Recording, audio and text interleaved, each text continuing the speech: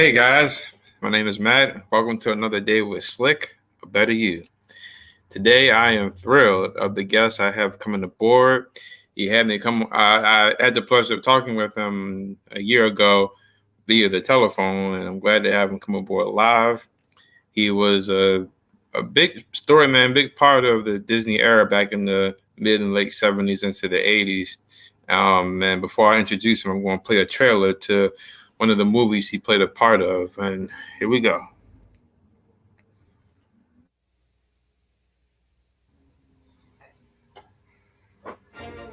From Walt Disney Pictures, it's adventure. It's excitement. And it's coming your way. It's the adventures of the Great Mouse Detective. He's Basil of Baker Street. And he's teaming up with Toby, Dawson, and little Olivia to take on Ratigan, the world's biggest rat. This spring,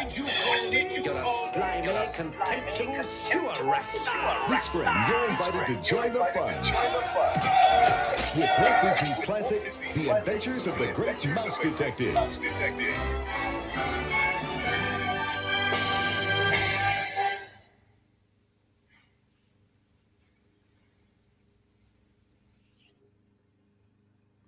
And here he is, folks, Mr. Steve Hulett. Let me bring him aboard. Hey, Steve. Hi, Matt. How are you? I'm doing good. Good to see you. Let me center this so that I'll figure it out. Well, anyway, how are you? I'm good, man. It's really good to talk with you again. How is the weather out in California today? Oh, it's good. It's good. We usually have a stretch of good weather, so all that is good. And here we are. I'm going to try and center this. What I know about cams is minimal. So anyway, so everything's good. I can't think of anything that's new. I have one son gainfully employed and another son in basic training at Lackland Air Force Base. So that's what's going on with me family-wise. And I've been retired for 3 years since December of 2016. Mm-hmm. And that's pretty much it. Yeah. We've been like everybody else. We've been basically sheltered in the house, hiding from COVID, but we've got our vaccination, so we're good. Anyway, that's good. Yeah, that was one of my questions I was going to ask you. You know, I know we talked before, but I was going to ask you, how y'all been holding up since I know the pandemic's still going on, but I know people have been getting their vaccination shots and all that. Yeah, we were lucky. We got vaccinated in January and February. Mm-hmm. So the wife and I, because we're seasoned citizens, and so we've still just been basically in the house. My 95-year-old mother actually contracted COVID and had hardly any symptoms and sailed through it. So, wow, that's the name of that tune. But yeah. No, we've been like everybody else. We've been basically sheltering in place, and that's been life for the last 13 months, 14 months. Actually, our last short trip was in the first week of March last year, and we haven't been anywhere since. So, yeah. But ask me your questions. All righty, let's rock and roll with this. But first, let me ask you this before we get into your Disney era. I've asked some people this before, and I was going to ask you this, from, not that I'm calling you old, but did you ever envision, who knew that in many years from now of 2020 and going to 2021, something like this would happen in the world where we're now wearing masks looking like doctors and everything else? It's interesting. Well, I'm a student of history, and I do know that we had something like this in 2018, 2019. We had the what was called the Spanish flu, but it probably, nobody's sure where it originated. It might have originated in Kansas.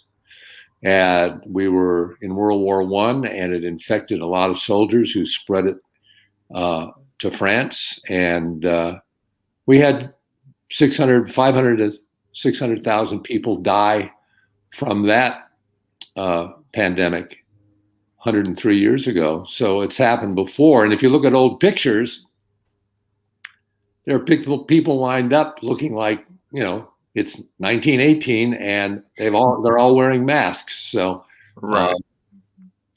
It's happened before, and pandemics are just there was the Black Plague wiped out 40% of the population of Europe in when was it, 13th or 14th century, some century in there. So yeah, it just happens, and we like to think that we're beyond all that, but we're really not. So Right. Okay. Well, let me take it back with you for a couple of years.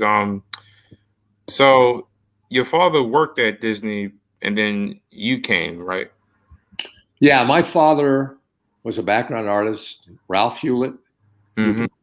You can find his backgrounds in just about every Disney feature from Song of the South on, up until the last one that he worked on all the way through was Robin Hood. And he did design work for the Rescuers, but he didn't live to finish it, and he doesn't have a credit on that film. But he worked on most of the features there, and he worked on shorts as a background artist from 1943. He started at Disney's in 1938 full time, and he was there from 1938 until his death in 1974. Mm-hmm. I signed on in 1976, and I was there until 1986. I was in the story department. I worked on The Fox and the Hound, The Great Mouse Detective, the short Winnie the Pooh in a Day for Eeyore. I worked on Oliver and Company for about a year. I departed in 1976 and worked at Filmation for better part of a year, and then I worked as the head guy of the Animation Guild, which represented artists at Disney and Warner Brothers and other studios from 1989 to 2016 when I retired. So that was pretty much my career, and I had about a 10 or 12 years in the creative end as a storyman. I was a writer, and that's what I did. I did one of Disney TV animation segments on the Gummy Bears, and did I do some other stuff? Yeah, that was pretty much it. And I did a lot of stuff for Filmation, none of which was ever completed because the company collapsed. But I got paid, so that was a good thing. Yeah. Anyway, that's pretty much my history. The details of which you can pull out of me. Well, let's begin. So when you started in '76, they had just did Robin Hood, correct, and was working on Rescuers. They were in the final stages of Rescuers. I had no connection to working on that picture because the story work was done when I joined up. The picture was released the summer of '77, and I came to the studio in October of '76 and was in their training program for a couple of 3 months. And then I started working on The Fox and the Hound in early 1977. And I was on that picture from beginning to end. Didn't come out for quite a while. It didn't come out, I think, until '81. And then I swung over and worked on The Black Cauldron. Oh, gosh, for a year and a half. And I worked on the next picture was The Great Mouse Detective, and the picture after that was Oliver and Company, at which point I left. But the picture that I worked on that I felt came out the best was probably The Great Mouse Detective. It didn't do quite as well financially as The The Fox and the Hound, which was Wooly Ratherman's last picture, Right. one of the grand old men. But it was an interesting time at the studio. Ron Miller was the head of production and also the head of the studio. And he was there almost the whole time I was. The last year and a half he had gone, and Michael Eisner and Jeffrey Katzenberg had taken over. And after I left, we did actually The Great Mouse Detective under the supervision of Jeffrey. It was the first picture he actually was in charge of almost from the beginning. Not quite, because we'd done quite a bit of story work before he got there. Right. Until the end, and then he was the one that greenlit. He and Michael Eisner had greenlit actually both Great Mouse Detective and Oliver and Company, and both of those I worked on. What was it like working with the 9 Old Men? I mean, I know when you joined, it was like 10 years since Walt had passed, and the people that was working under him was still there. But I know later on, the new regime of animators that came in. What was that like working with those guys? It was kind of a kick. The guys that were still there at the time were Frank Thomas and Ollie Johnson. Milt Kahl, considered one of the great animators. He had left 3 months before I got there. I worked closely with Wooly Ratherman for about 2.5, 3 years, and then he retired. So I was really in the young contingent that worked for the guys that had been there in the 30s, and we were really the last of the guys that worked for them. I was in a lot of story meetings with them. I basically give a blow-by-blow description of my time at Disney's in Disney in Transition, available on Amazon. And I think it's available in just about every format. And that really gives you a pretty good idea of what the studio was like at that time. The story meetings could go on for hours and hours. We would usually, there were 2 kinds of story meetings. We either would meet with Wooly in a Storyman's room. At that time, they were all Storymen, story person's room. Right. And usually the board artist, and Wooly would pick apart the boards in much the same manner that Walt Disney had done when he was there. And Wooly would pick it apart, and then the board artist would pick up his notes. I usually take fairly copious notes. And Wooly would pin over a bunch of drawings in the boards that he didn't like. No, that one's out. No, not that one. No, I think we moved from here to here. Let's skip this. This should be over here. This doesn't do anything for me, et cetera, et cetera, et cetera. And then the board artists would usually have a couple of 3 weeks to redo the boards. And there'd be another board session. That was one kind of story meeting. The other kind of story meeting was in Wooly's office, and you'd usually have Wooly, Frank and Ollie, and a couple of other guys. Usually another writer named Earl Kress would sometimes be there. I would almost always be there. And Mel Shaw, who was kind of another guy in the story department. He would go. One of the best guys in the story department was a man named Vance Gary, and he would try and avoid the meetings like the plague because they would go on for 3 or 4 or 5 hours. And usually at some point, Ollie Johnson, one of the animators, one of the supervising animators, he would bail because he told me, he says, I just can't take this. I can't sit here for 3 or 4 hours. I should be downstairs in my office animating. Right. So he would leave. So sometimes Frank and Ollie wouldn't be there. Mel would always be there. I would always be there.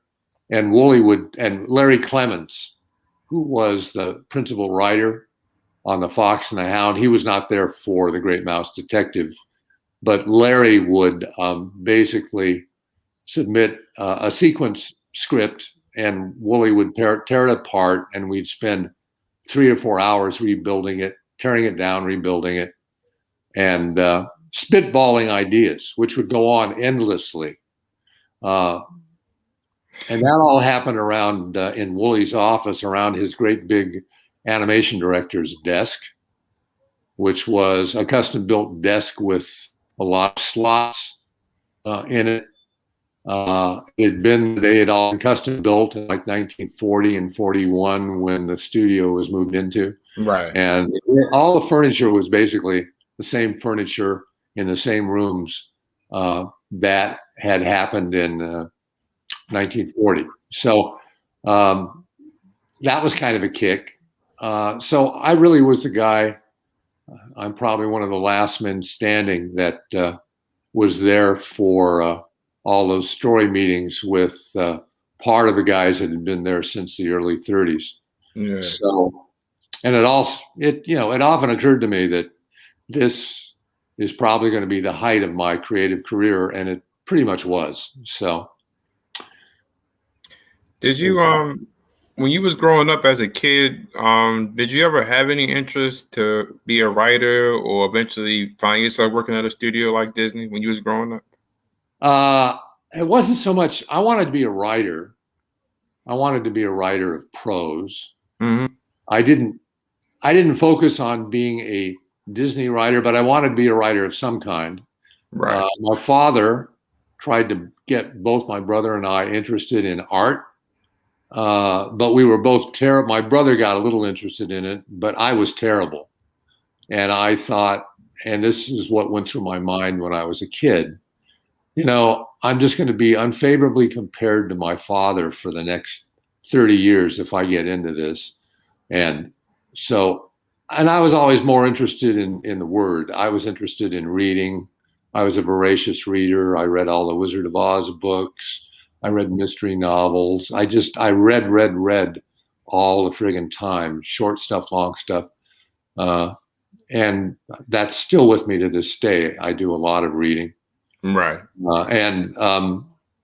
So my dad was always visually oriented. I was, word oriented. So I knew that that's where I wanted to go. And I did do it professionally for a dozen years. And then I got into running a labor union. So I got away from it, but I did a lot of writing there as well. I did a daily blog. I did most of the writing material that we did. And I ended up doing a podcast much like yours. Did it live, recorded in a conference room of the union.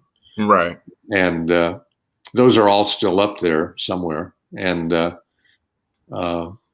interviewed people like, who were some of the, Ron Clements and John Musker, various Disney animators. I did all that stuff from 2012 to about 2014. I did 4 years. I think I have about 40 or 50 of them that are still up there.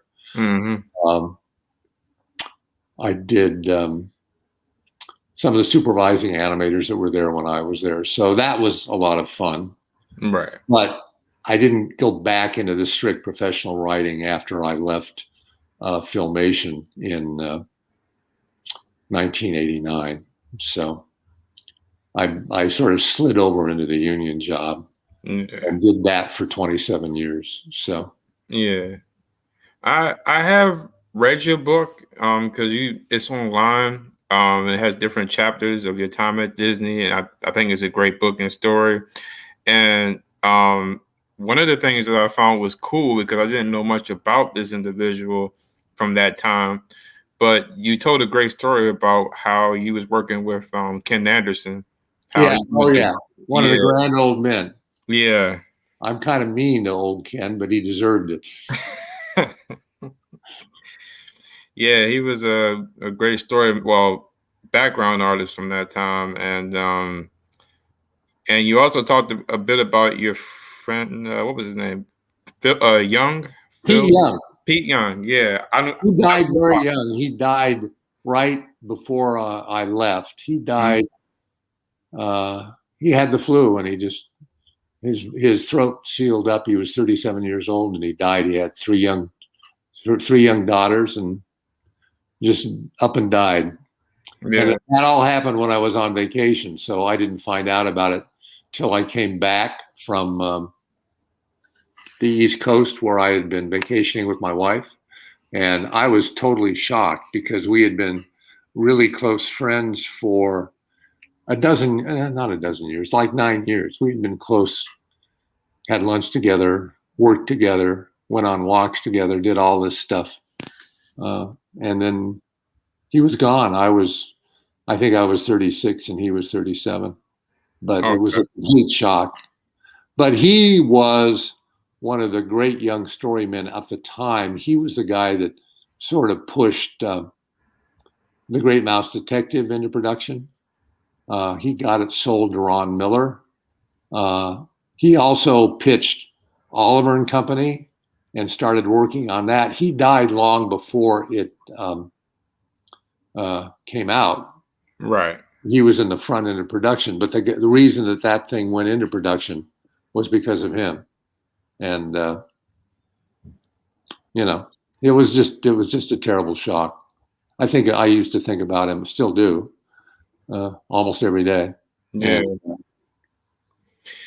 And it's interesting how people like him and Ken Anderson and Larry Clemens, like a lot of people who came during Walt's era or when you was there, was a household name at Disney.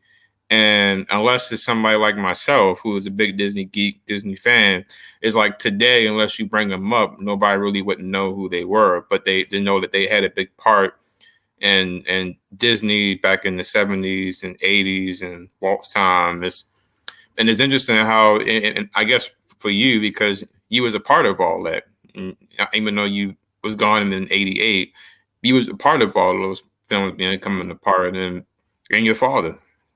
Yeah. Oh, yeah. Yeah. Well, and the other thing that happened was I got to know Ward Kimball had left way before I got there, but I got to know Ward really well. I have a long interview with him that's still up on the blog that I link from time to time. And he basically went through the whole history of the studio in those early days. And that's in the book as well. It's not on the online version, but it's an addendum to the book version that's on Amazon. And I interviewed Ken Anderson. He was interesting. He talked a lot about making Pinocchio, how they did it. So yeah, I got really into all the history of it. And of course, I lived it. My father used to bring home 16 millimeter films of the features, all of the cartoon features, and we'd watch them in the living room. The studio would give him an old beat up projector to run them on.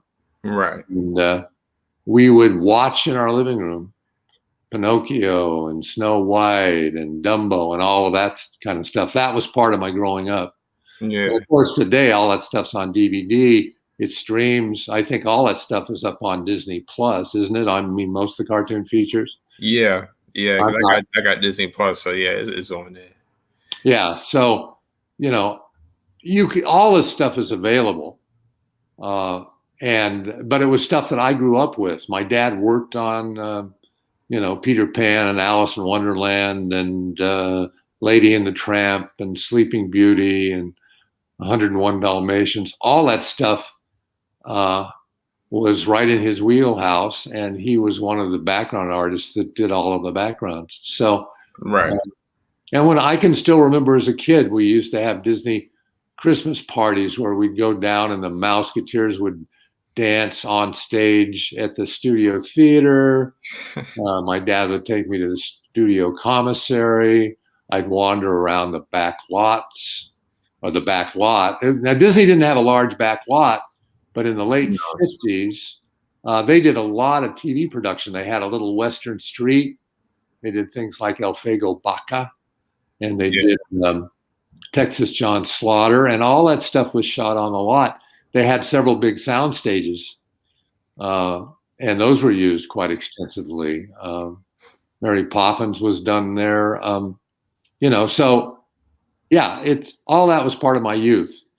And then I was the president of Disney Teens, which was an Explorer Scout filmmaking Boy Scout troop, which was for Explorer Scouts, and I did that when I was in high school, and I did that right after Walt died. So I never met him. I met him when I was 2.5, and I have no memory of it.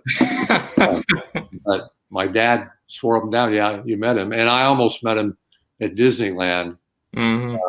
My dad took my brother and I to Disneyland one day, and Walt was there, but we were off on rides, and my dad recognized him and talked to him.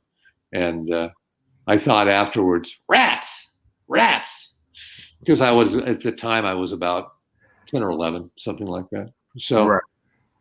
But yeah, so I was basically a Disney brat because my dad worked there and all that kind of stuff, and had been a regular. He worked there for 34 years. So during all the time Walt was alive and then after. So. Yeah, and someone like Walt Disney, he started, Snow White was the first picture he made, and Mickey Mouse was the first character he made, and then it's amazing how big he grew. And, I often ask people who was around during that time, what were you doing? What do you remember the day the news broke of his passing? That was in December of '66.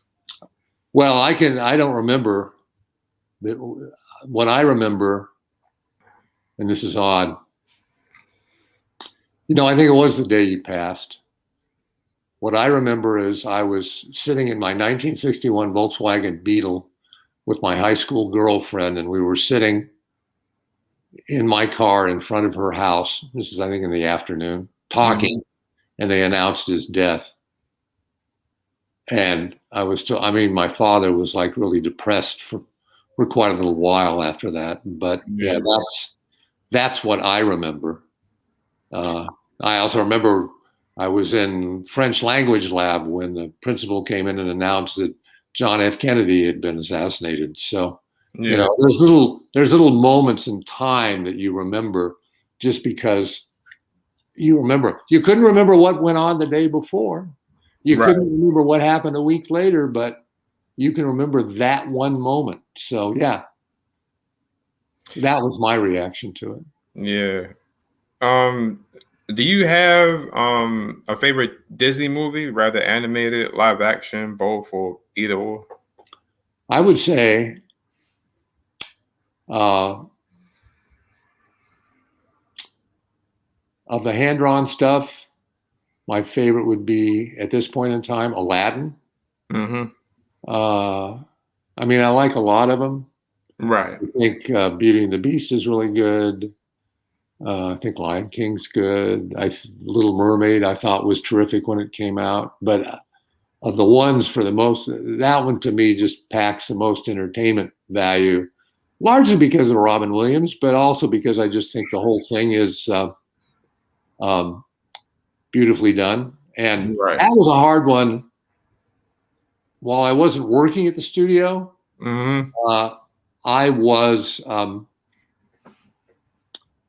in the studio quite a bit because as a labor rep, I would go over there quite a bit. And I can remember vividly, Jeffrey basically tore out the whole middle of the film and said, this isn't working and you've got to redo it. And Ron Clements basically talked a lot about that in his podcast with me. And then in my other book, which is, what's the name of it? Mouse in Orbit. I have a whole long chapter on the making of Aladdin. And Ron talks about how it wasn't working for Jeffrey. Jeffrey said, well, go ahead and try it. He said, and they put together a whole storyboard presentation, which took them months. And Jeffrey said, no, this isn't it. This isn't working. And they had and they were they were desperate because Beauty and the Beast was finishing production, and they had to have stuff ready for it to go into animation. Right. And Jeffrey had just blown the whole picture out of the water, and they rebuilt the whole thing like real quick, like within 7 or 8 weeks. They had to get rid of the mother. They had to get rid of a whole bunch of elements that Jeffrey just wasn't happy with and wasn't working. And everybody that was there at the time, and I worked with Jeffrey a bit before I left. Right. He was really good on putting his finger on what was wrong. Like, this isn't working. This doesn't grab me. Right. Ron, basically, they were taking it from Howard Ashman. Howard Ashman had developed Aladdin before he got sick and died. Yeah. And, he had a great song and a whole storyline at the beginning with Aladdin with his mother. Right.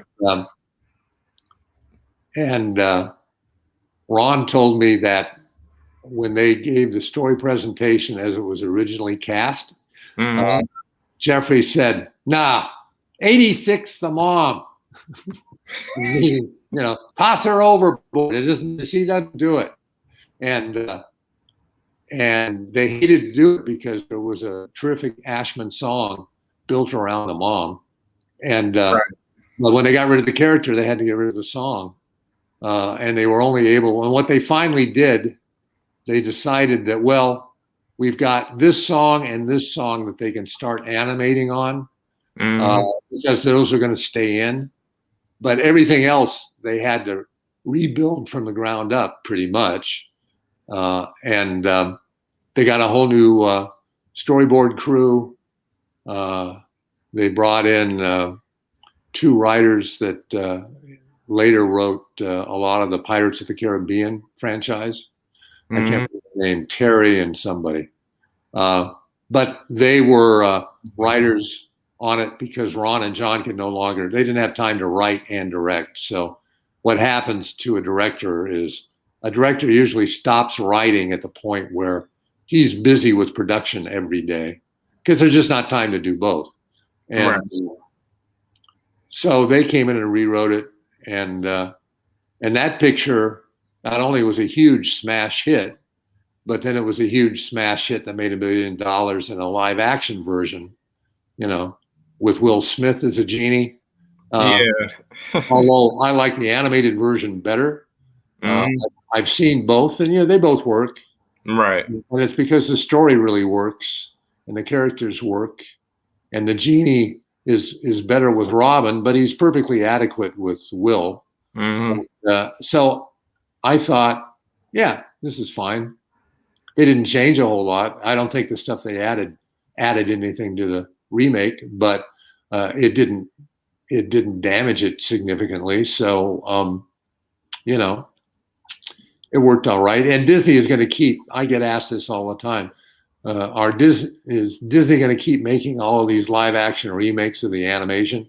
And the question is that, and the answer is, yeah, of course they will. Because they make a lot of money. Right. They're not a Florentine art studio.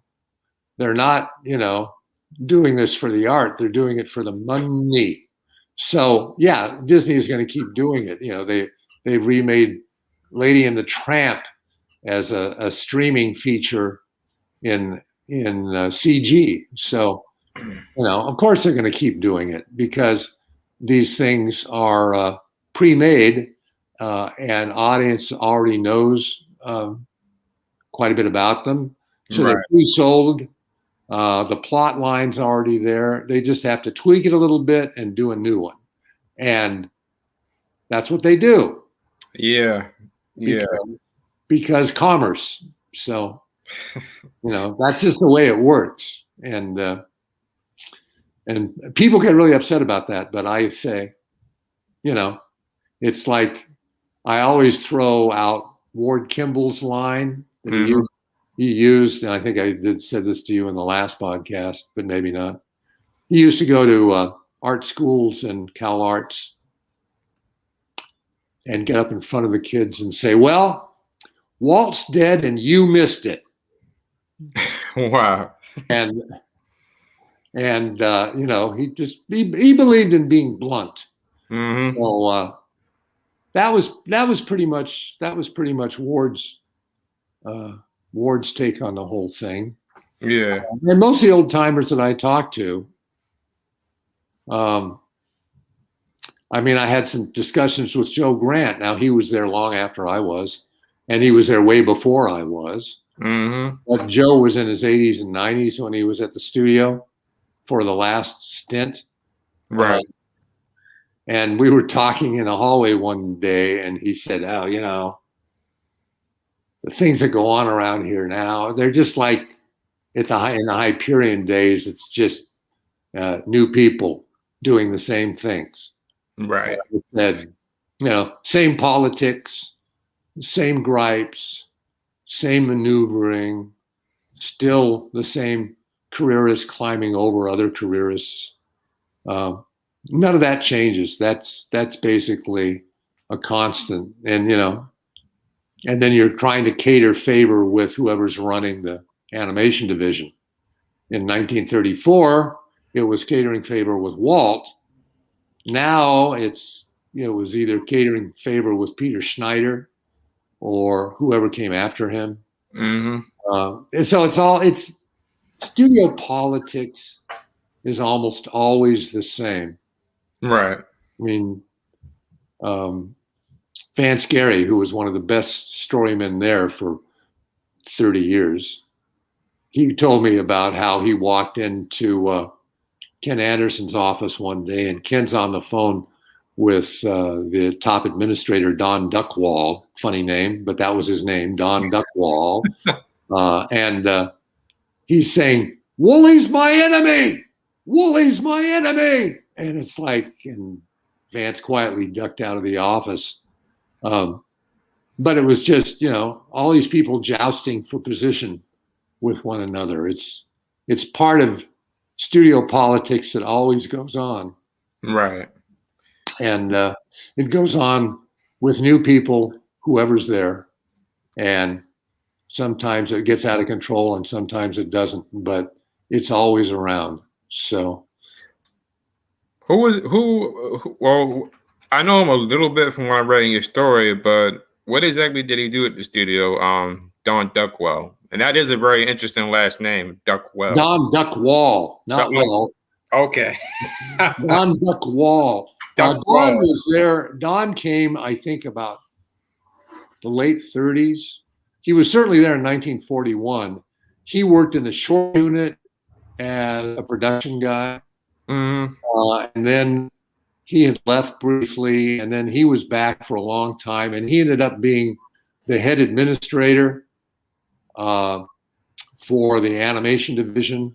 And he did that, I think, in the 1970s into the 80s. And he was there, I think, as somebody else's assistant in the 60s. He probably rose to the top administrative post in sometime in the late 60s, but I'm not sure of when he ascended to that August position. That's he was certainly there when I was there. And he was a funny guy. He looked like a Midwestern druggist, had gray hair and wireframe glasses and a mild manner. Mm-hmm. But he could be fairly vicious when he needed to be. Right. And he was let go after Ron Miller blamed him for Don Bluth's departure with several animators. That was a huge crisis at the studio in the animation division because they'd been grooming Don to be one of the top guys, and then Don didn't like reporting to anybody or having anybody tell him what to do, and he got a deal going where, well, he had done a short called Banjo the Woodpile Cat, right, and a lot of Disney animators had moonlighted on that, and the ones that did were called Bluthies. So there was a division in the studio before Don left. There were the people that were in Don's camp, and then there were the Cal Arts Brigade. Not Ron Clements, because he didn't go to Cal Arts, but John Musker and several other guys that had come from Cal Arts. Yeah. They weren't in the Don Bluth camp. And so there was this schism. And then Don got this deal to make this outside feature, Secret of Nim. Right. And he left, and he left rather abruptly. He had told, according to the people that I talked to after he left in the administration, he had said, Ron had supposedly asked him directly, will you stay till the end, at least stay until the end of Fox and the Hound? And he had either said yes or given a tentative yes, or I don't know. I don't know what the real story is. But he left and took a lot of animators with him, and they got financing and did this picture. And then they did a bunch more in Ireland. I don't want to get into all that. But the thing that I always give Don credit for is he trained me. I was the guy that he was the guy I reported to when I was a trainee in my early days at the studio. And a talented guy, could animate, could do layout. He could do a lot of stuff. And to his credit, he's probably the only independent producer who went out and did as many animated features as hand-drawn animated feature as anybody outside of maybe Hanna-Barbera. Hanna-Barbera, I don't think even did as many animated features as Don Bluth. But outside of Disney, he was the main hand-drawn animated producer guy. And he did that for 10, 12 years, and that's all to his credit. I mean, to keep a studio going, that's a tough job. Yeah. And, he did it. And he would now be in his late 80s. He's about 12 years older than I am, so he would be in his middle 80s anyway. So, but he has a track record which I don't think anybody who was an animation artist will ever equal, the number of features that he did. But at any rate, he left, and Ron kind of looking around for somebody to blame, and Don Duckwall soon retired after Don left.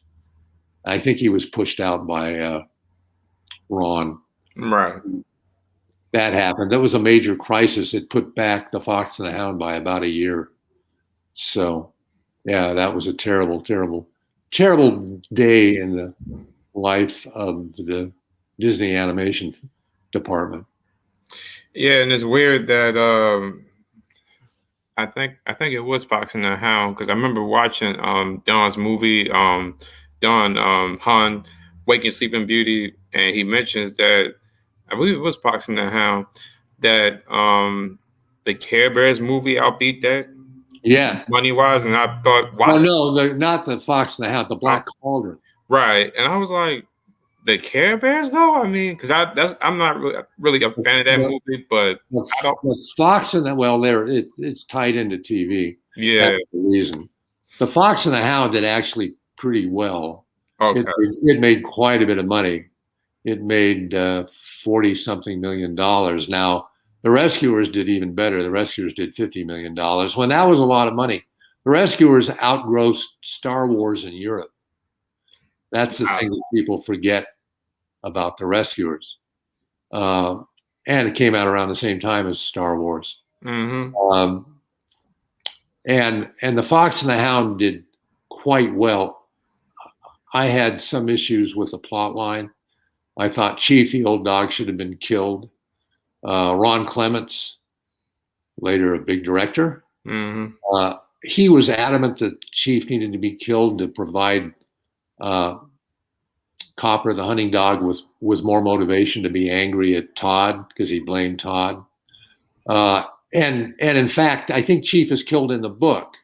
But at the time, Disney's thinking, oh, we can't kill a major character. We can't do that. That's horrible to kids. It won't work.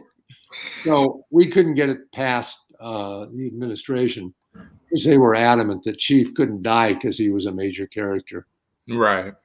So that was a problem because I think it hurt the movie structurally. Mm-hmm. But the picture made money. The picture made quite a bit of money. And in point of fact, with the exception of the Black Cauldron, which bombed and cost a huge amount of money, even the ones right in there, the ones I worked on, they were all profitable films. They just weren't nearly as profitable as the Katzenberg stuff that came later. Yeah. Did you meet or interact with Frank Wells, who came with Michael Eisner? I passed him in the hall. I might have said hi to him. That was about it. We didn't have any long discussions. I had meetings with Michael Eisner. I had meetings with Jeffrey Katzenberg. And in fact, I used to see Jeffrey all the time when he was running DreamWorks because as a union rep, I was in the studios almost every week, and I would see Jeffrey walking around and I'd say hi. And then actually Jeffrey and I had a few meetings about different labor issues. So yeah, I knew Jeffrey not well, but right. I knew, and and he sold out for a whole lot of money. I think he walked away with $200 million when he sold DreamWorks to Universal. And Steven Spielberg, I think, made about $90 million. What I was told by another studio exec at another studio was that Jeffrey wanted to get as much for DreamWorks as Disney had paid for Pixar, which was like $7.1 billion. Right. And what ended up happening was, I think Universal paid $4.3 billion. So Jeffrey made quite a bit of dough. Just didn't make as much as he originally wanted. But sometimes we just have to be disappointed. Sometimes it just doesn't work out. We don't get that last $3 billion. But right. And how Jeffrey's new film enterprise, he's doing short stuff for the internet and streaming, and he's designing stuff for cell phones and stuff. And I don't know how that's working because they were just launching when COVID happened and production shut down, and how that's impacted them, I don't know. Okay. Yeah, I've been trying to locate Jeffrey because I've been trying to get him on my show for the past year, but yeah, the COVID. Good luck with that. Yeah. Big fish. So when you left Disney, I mean, was it hard to leave a place that you called home for a couple of years and a place your father worked at? Yeah, it was traumatic. I had a pregnant wife. I mean, it was traumatic in several ways. I mean, I had sort of been able to see the writing on the wall. Another writer was let go. They just were not interested in having a full-time writer in the story department at that time. And a guy named Tony Marino had been cut loose before I was. And then I was laid off in January, I believe it was, January of 1976. I think that was it. Yeah, January of 76. And they paid me out. And then... That was the year you came to Disney, wasn't it? 76? Or no, it was 86. I'm off by a decade. I came in 76 and I left in 86. Okay. So I was there 10 years. And I kind of knew we were doing Oliver and Company. And right. Young had died abruptly about 3 months before. He died, I think, in October of 85. Was it 85? Okay. And then and then I stopped being invited to meetings about the film. So, and another director, Rick Rich, one of the directors, he stopped being invited. And so I kind of knew something's up. if they're cutting me out of meetings, that can't be good. And Right. I remember going over to Rick's office and leaning in the doorway, and I said to him, he was down on the floor pinning a storyboard, and I said, Rick, we're both being left out of this new latest story meeting for Oliver and Company. Pause. Do you think that means anything? And he just gave me this sort of not happy look. Mm-hmm. I didn't say anything, and I went back to my office. And a couple of weeks after that, we were both laid off on the same day. Wow. There were 2 assistant directors, a director, and me. We were all let go first week of January. You know, this is a long time ago. This is decades and decades ago, but that was about when it happened. And then I had a teaching credential. I went back and taught school. I got a job at Filmation from 88 until the early part of 89 when the studio collapsed. And I can tell you one thing, it's much easier being laid off when the studio is closing and everybody is getting laid off than being laid off when the studio is going merrily on without you. It's much easier on your ego and your psyche when everybody's getting it in the neck on the same day. So that happened in 89. And then later in 89, I ran for business agent of Local 839, which was now called the Animation Guild. Then it was the Motion Picture Screen Cartoonists, but it was a labor union that represented people in Filmation, people at Disney, people at Warner Brothers, other studios. And I wanted to run it, and I had been on the board for 7 or 8 years. I'd been vice president. So I ran for this position, and I knocked the incumbent off. And I started that job in November of 1989, and then I stayed. I won re-election a bajillion times, and I left voluntarily, which is a better way to go than being thrown overboard. Right. I left voluntarily for retirement in 2016. And it's been smooth sailing ever since. I no longer worry about where my next job is coming from and all that. Right. Do you have any other questions about The Great Mouse Detective since you did the trailer, or The Fox and the Hound, or Oliver and Company?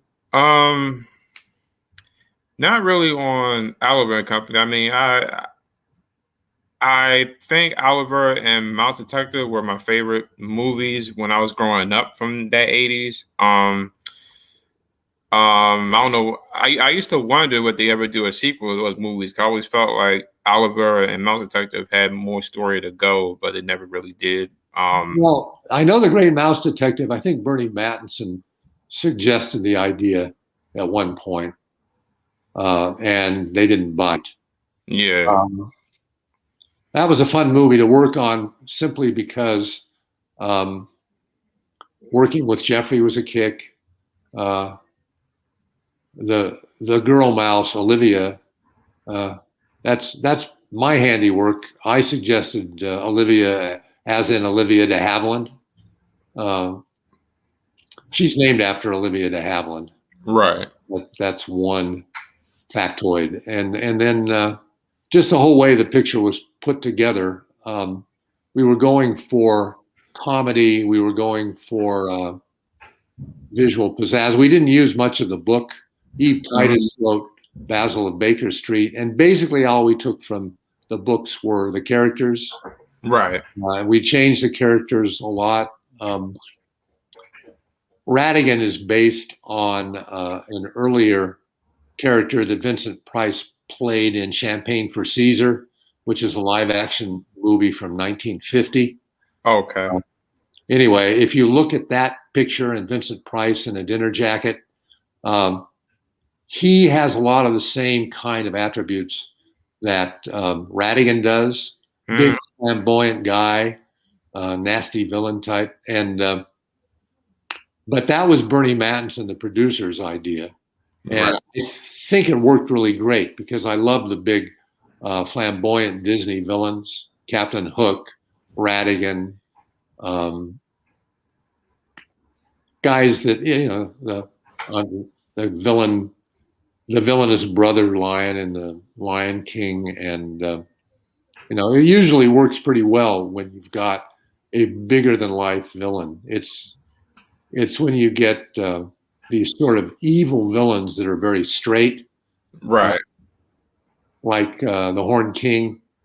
The original conception of the Horned King, as Vance Gary conceived him, was as a big, blustery, red-bearded Viking with a big horned helmet, and that's more comedic. And I always liked the bigger, more comedic type villains. Right. Ursula in The Little Mermaid. When they're big and flamboyant and they're not just sinister and don't do very much, I think they work, especially in animation. I think they work a hell of a lot better. Yeah. So things like that, and that fun, that picture was just a kick to work on all the way through because it was fun, and everybody chipped in and added to it. Bruce Morris, who was then a storyboard artist and has been a storyman in various movies since, basically did a bang-up job doing the whole Ratigan threatening Basil when he's in the mousetrap. And that was, we had it sketched out, but Bruce really just brought a lot of business and great dialogue to it. So it was that movie was a real team effort, and it's not one of Disney's heavier films, but I thought it came off very well. Of all the ones I worked on, that was the one I was most satisfied with. I mean, there were things about it that I wish had been different. I wish the layouts had been more dynamic. But by and large, I thought story-wise, it worked really well. Glenn Keane worked on sequences in the story and animated Ratigan, and it just came off very well. Yeah, and I love the cute mouse y'all had that Melissa Manchester did the voice of that bar scene that Now that was Jeffrey. Jeffrey basically there was another song that was in there, and Jeffrey said, "Now this song isn't cutting it," because this is right when Jeffrey first came in. So he had us redo. The original song was by Henry Mancini, who did do the background score. But Jeffrey didn't grab it. He said, "We need a more dynamic, modern performer in this." And so he brought in Melissa Manchester, who I thought worked really well. Right.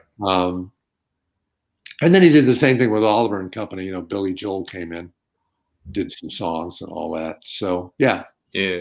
Jeffrey brought a whole new way of looking at this stuff to the forefront. And well, I guess it helped because both him and Michael was at Paramount before they came to Disney, and they did all the movies, Flashdance, Beverly Hills Cop, and Our Officer and the Gentleman, and all those movies before coming to Disney. So I guess they, as people have said, they took Disney in a different direction. Oh, they really did. That helped Disney, and it worked.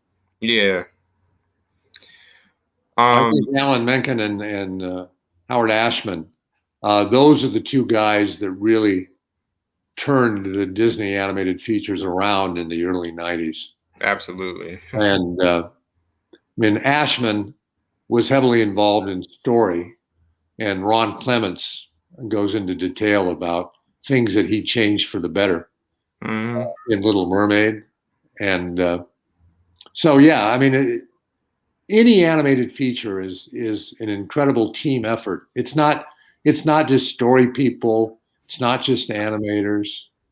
It's everybody, including the designers, the background artists, everything. And it's still true even with the CG features. I think one of the best CG features that Disney did that I like is Zootopia. That movie blew me away. Right. Okay. Do you ever I mean, I know you did a book pretty much about your time at Disney and a bit about your life. Do you want to make a movie about your life? I mean, do you see somebody Oh, play? good God, that would be the most boring thing in the world. Raised 2 kids, married to 1 woman. It's like what in my career as a labor. I mean, the big part of my career was as a labor leader, and it might be semi-interesting. Yeah. No, I don't think anybody would be in. And I mean, the really my Disney years, especially the first part of them when the 9 old men, some of them were still there. That was a total kick.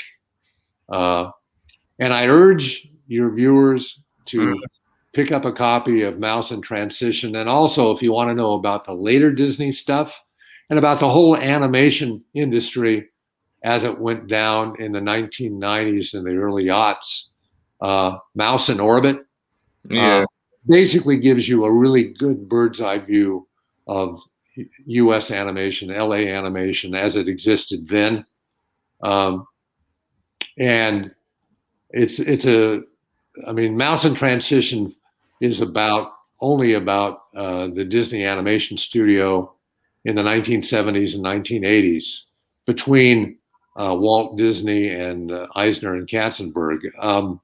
Mouse in Orbit is about how Disney basically revolutionized animation in the 1990s and how CG took over and how a lot of the last of the classic hand-drawn animated features were made, because I interviewed all the guys that were heavily involved in all of them. Right. I mean, everything from The Little Mermaid to Aladdin to The Lion King.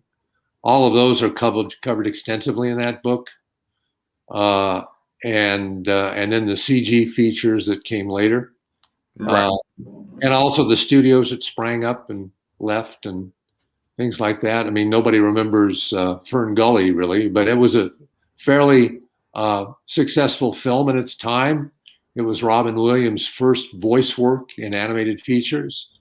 And it basically gives you a sort of a hint of where James Cameron might have gotten some ideas for Avatar.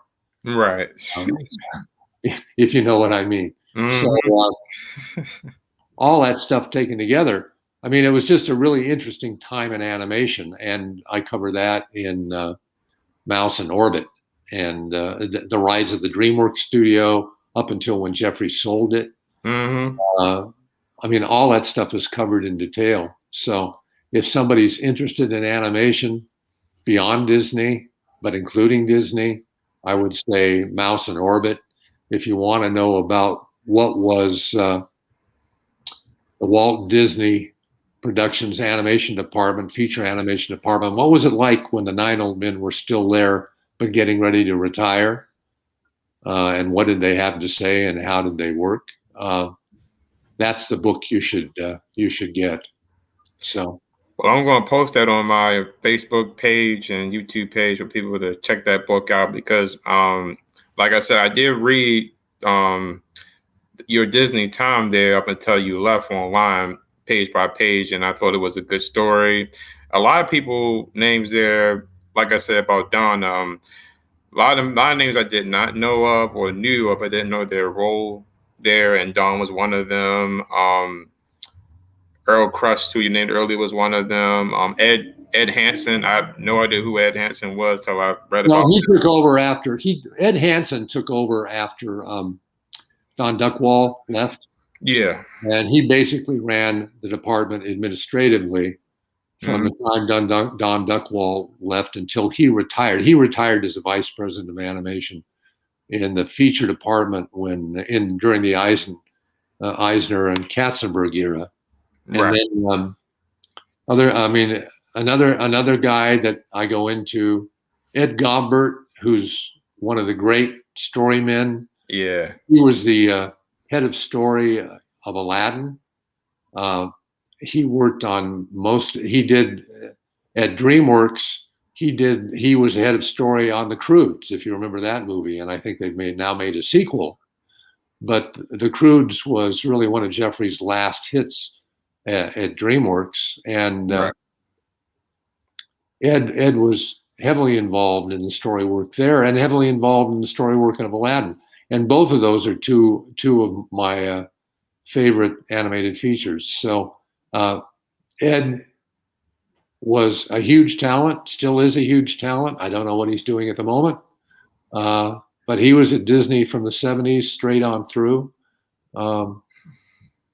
And he tells the story of Aladdin really well. Ron Clements tells the story of Beauty and the Beast, not Beauty and the Beast, but of Little Mermaid and Aladdin. He chimes in about that too. One of the directors of Beauty and the Beast tells how they made that movie. So there's just a lot of interesting stories and stuff packed into those two books. And I urge your listeners to go and get them. Yes. Buy them for friends. Oh man. Well, Steve, I gotta tell you, man, I've had a pleasure talking with you again. What I'm trying to find the right words to say this. Because I do believe you had a good legacy in life. How do you characterize your legacy of being remembered? I mean, because you did have a good year on your shoulders. I don't know. I don't think a lot about it because I figure people will remember me. Probably a lot more people will remember me as the head of the Animation Guild than as writer of some of the later hand-drawn features. Although creatively, I thought, I was proud of the work that we did. I wish some of it could have been better. I mean, everything that I did on The Black Cauldron, I was with a story crew of young guys, and we were all thrown off the picture after about a year and a half. And everything that we did, they started over and did it again. So I don't have a whole lot. I have a screen credit, additional story work by, but I don't have a lot to do with the film. I have one editorial thing that stayed in, which was introducing Flute or Flam earlier in the movie.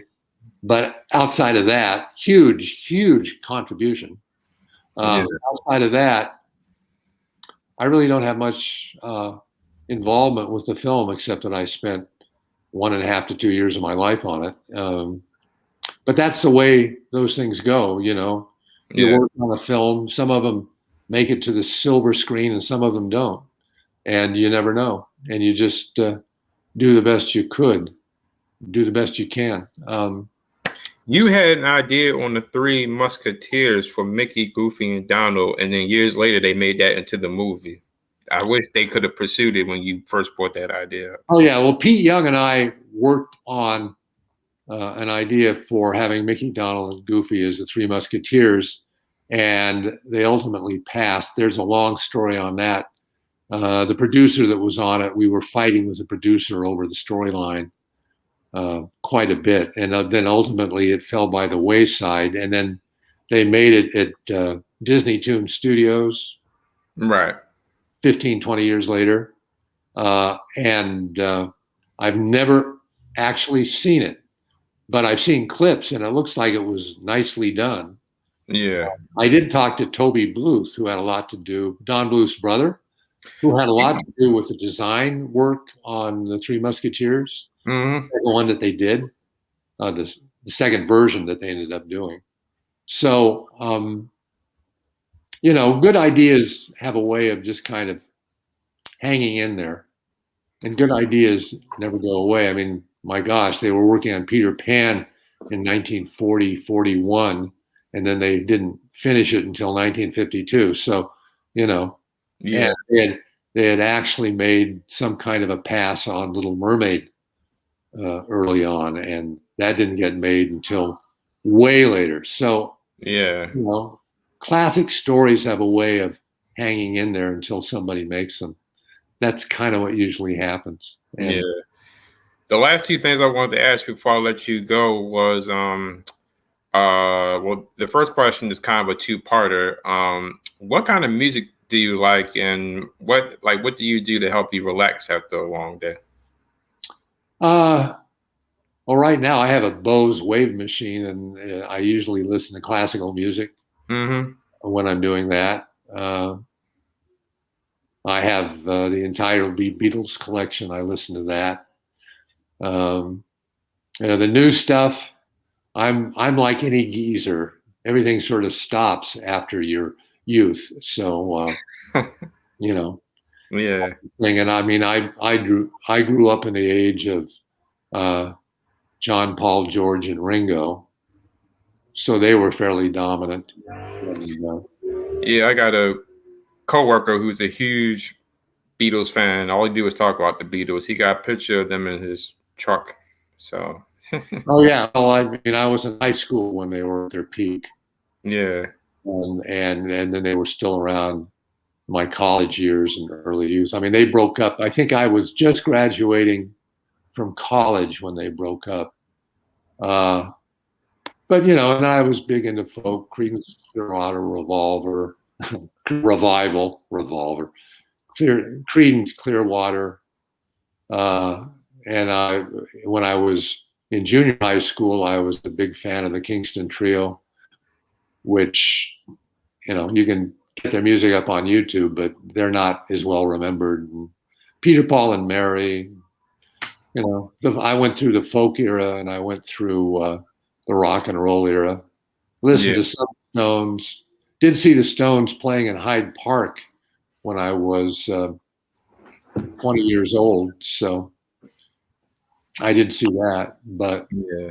that kind of stuff, I mean, usually I think old people like me, you focus on the music of your high school and college years. That's generally the way it works. The funny thing is the Beatles have just sort of hung around, and my younger son likes them quite a bit, but he likes the early Beatles. He isn't so crazy about Abbey Road and Sergeant Pepper and that kind of stuff. He likes the early albums and all that, where they were just a rock and roll band.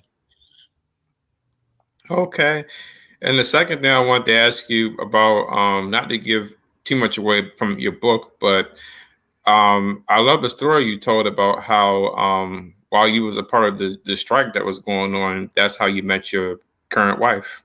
Oh yeah, well, what happened there was the strike was probably the second longest in Disney. It went on for like 9.5 weeks. We lost, but it went on for better part of 2 months. More than that, I think it was 2.5 months. But at any rate, I met my wife on the first day of the strike. She worked in a different building, and we were all outside carrying picket signs. And I spotted her and thought, I got to talk to her. And we started dating, and we got married about a year and a half later. And we are still married all these years later. That was in 1982, 82 or 83, somewhere. Mm-hmm. We got married in 83. I think we met August of 82, and we got married in October of 83. Yeah. So what's the secret to a happy married life? just kidding, by the way. Flexibility and the ability to get past the arguments and roll with the punches. And yeah. it's a team effort. Both sides want to have to want to keep the marriage going, and we both are committed, and it's been really good. And actually, we've gotten along relatively well during the 14 months we've been locked up together. But I don't know. I don't know what the secret is. I think it's just luck, work, genetic predisposition, all stuff taken together, and Yeah. you put one foot in front of the other and keep going. Right. That's what you do. So. Well, Steve, I know that you're retired now, but do you have any interest to make movies again? Maybe produce, direct, or get back into animation or live action or anything? Well, especially in the last year, what I do to occupy a lot of my time is I put up animation stuff and historical live action stuff on Quora.com. Mm-hmm. And I have a space there, Cartoonland, Screenland, Cartoonland, or Cartoonland, Screenland. I'm easy to find. Steve Hulett, just write Steve Hulett into the search engine, and a whole bunch of my stuff will come up. And I write stuff that interests me. Like I do a little tiny bit of political stuff. Okay. But mainly what I write about is live action films and animated films. And I have stuff on Disney. And it gets a lot of traffic, which is really what I'm after. Mm-hmm. So I would tell people to look there, Quora.com, Steve Hulett. And there's a lot of posts by me, a lot of answers to questions. Yeah. When you said politics, I was thinking Steve Hulett for president of the United States or our next mayor. Yeah, I guess I'm the right age since everybody seems to be in their 70s running for president. So, yeah. I seriously doubt it. Let's just say I seriously doubt it. Well, Steve, thank you for coming back on my show. It was a blast talking with you again. I enjoyed talking with you and hearing more stories about your time at Disney and afterwards, beforehand. And thank you for your time, man. I appreciate it. Oh, anytime. We'll do it again whenever you want. And I'll try and pay, just between you and me, I'll pay more attention to the time and dates. So we'll do that. But yeah, if you want to know stuff about any of those movies, right in there, about what the animation business was like in the 1990s and the 2000s. The 90s were interesting for one thing. Everybody was getting into hand-drawn animation.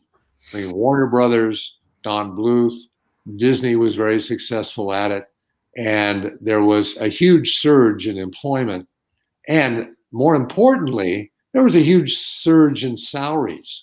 People were making $3,000 and $4,000 and $5,000 a week in the 1990s. Yeah. That hasn't reoccurred because now you've got a lot more people flooding into the business. When I left, the animation union had 4,200 active members. Now, and this was in December 2016. Right. Now, 4.5 years later, 4 years and a few months later, it's got 6,200 active members. All of the and here's the difference. Mm-hmm. All of the streaming platforms are anxious to have more animation done, and so everybody is producing it. And LA has become a hotbed of animation pre-production, animation development, and so the Animation Guild is now up to 6,200 members. This is bigger than it's been in the whole history of the animation industry in Los Angeles. So that's something to ponder. Right. Absolutely. Well, I once thought about doing animation. I mean, I'm not a good drawer, but I have sketched some of the characters here and there. But I always thought about how to get into being a storyman like you did, or being a director. I haven't kept a lot up with Disney or animation currently, but when I was growing up, I wanted to get more into it. I was born during the 2D era, so that was kind of more of my. Me too. Yeah, and now I'm not down ground in 3D because I grew up with Toy Story and all that, so I'm a fan of all that and DreamWorks. But I always had a special place for 2D, and I always hoped that maybe one day we could all see a 2D picture again by somebody, hopefully. Well, here's the problem. The studios have decided that CG is what makes the money. Right. And so they're not interested in doing hand-drawn animation. Now, there's a lot of hand-drawn animation in television, because here's the thing that I noticed when I was still working. Hand-drawn animation does just as well on television as CG animation does on television. But hand-drawn animation doesn't do nearly as well on big theater screens as CG animation. So what you see is hand-drawn animation being basically the province of television, Right. the small screen. It's which isn't really right, because the small screen, everybody's got 52-inch screens now, flat screens. So it's not that much different than CG. But if you notice, there are some CG features that are made in hand-drawn versions when Disney does them on television and things like that. One good example is Tangled. Right. They did a hand-drawn version of that, and they do that because it's less expensive than CG to do it for the television screen, and it does just as well with viewership, because you're basically your audience are young children, and they don't care. The broader audience that goes to theaters wants CG, so that's the big difference. You're gonna get Claws, things like that. You'll get Netflix doing an occasional hand-drawn feature. Japan does hand-drawn features. You won't see a lot of mainstream hand-drawn features in the age of CG. You just won't. And people are upset about that. But Disney is not a Renaissance art studio. Yeah. Disney is a money-making machine. So they're going to make CG for theater screens. Right. So that's just the way that goes. Yeah. But I do, I wish I would have dug him out before I brought you aboard, but I do still have a few Disney movies, of course, on DVD and on Disney Plus, but I do still have a few still on tape. And one of the movies that don't get talked about a lot that I have that's rare, y'all did, I don't know if you was a part of it or not, but y'all did a movie in the 80s called Condor Man. Yeah, I remember it vaguely. Yeah, I have that and the original Dumbo from the 1980s that was on the big box VHS tape with Mickey on the front of it. Yeah. Yeah. But Steve, I do thank you for coming back on. Yeah, I'm definitely going to have you come back on, because I'm a big Disney geek, and I always enjoy hearing stories and reading about that time in the 70s and the 80s and everything. So I'm definitely going to have you come back on real soon. I enjoyed your company today. Okay. Well, I'm glad it was amenable, and I got lots of different stories about lots of different stuff. So we didn't scratch a lot of it. So anytime is perfectly fine with me. Absolutely, man. I'm going to get back in touch with you real soon, man. I got you. So anyway. All right, man. Well, you enjoy the rest of your day. God bless you and your family, and you guys stay safe. Take care, Matt. It's been fun. Thank you. Bye-bye. Bye-bye. Well, guys, thanks for just tuning in for another day with Slick. How about you? I'm not sure when my next guest will be on, because I do have a couple of things coming up in the next couple of weeks, but I do have another book author that's going to come on in 2 weeks, and my movie, The Guy I Like Story, will be out in and hopefully this Friday. So I'm looking forward to that. So until next time, you guys stay well, stay safe, and God bless. Until next time, see you.